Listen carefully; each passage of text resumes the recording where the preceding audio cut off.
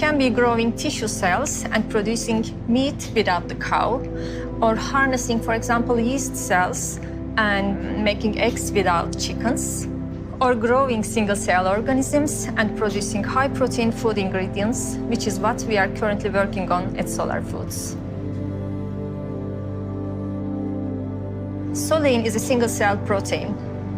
The uniqueness of those cells is that they are grown on air and electricity as the main feedstocks. What we have in the end is a yellow powder rich in protein and ready to be formulated into food products.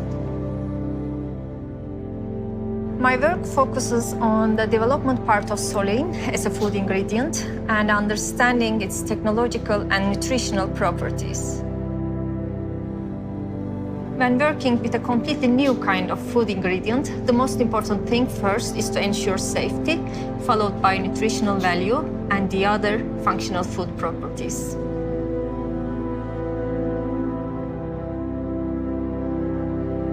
Proteins are essential macromolecules for our body.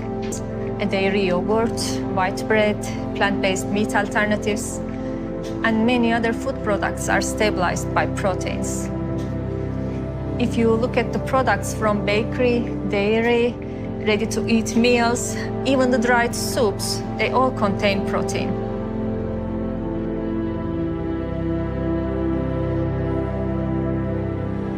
It is a fact that conventional food production, which heavily relies on agriculture and industrial animal farming, constitutes a major threat to environmental stability.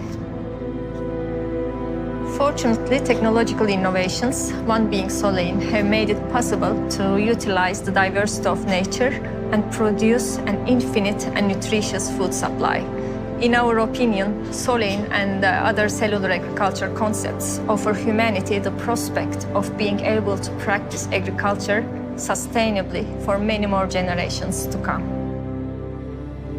5 years ago, I was in a really serious car accident. We went under a 7-ton truck, rolled twice, and the driver was decapitated. It was considered one of the worst accidents in New Zealand where someone survived. 3 doctors told me that I would never be able to have children. So I had a child, every doctor that told me I couldn't, because I hate being told what I can't do.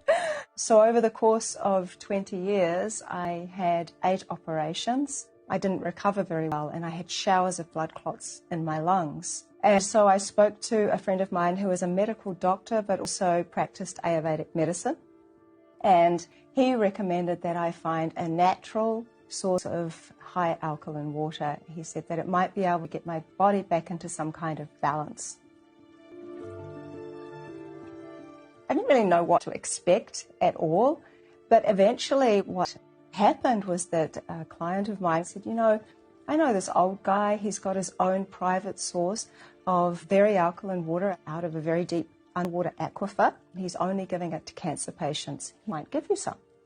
So I'm like, oh God, yeah, definitely sign me up. After about 10 days, I had all these little bumps coming up along my arm and along my jaw that were really painful. And I knew my body was detoxing something.